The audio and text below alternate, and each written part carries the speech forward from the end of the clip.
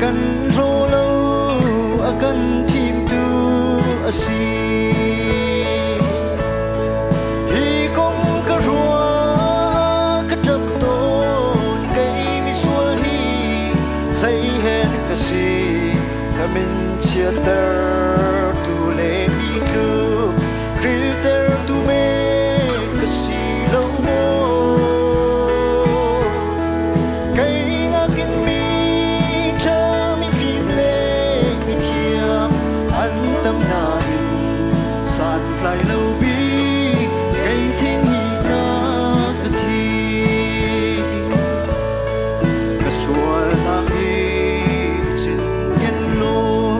boi ba zai tin ka dir khu na ka sual na pia te cha phili mi ding mi thiam ana ka chang rang chang hi kong ka rua ka trap ton kai mi sual hi zai hen ka si na min chiam der tu le mi tu filter tu me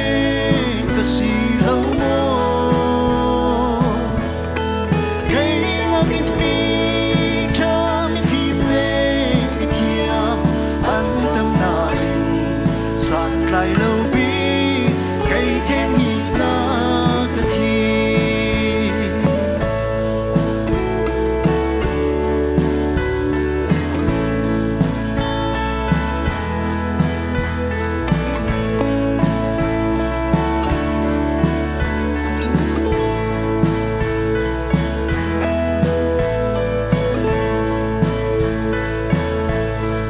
thang chat rak ning in bui pa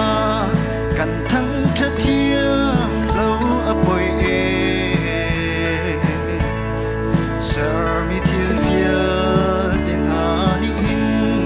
ka thang chat bi chiao na se ti ka du hi kong ka rua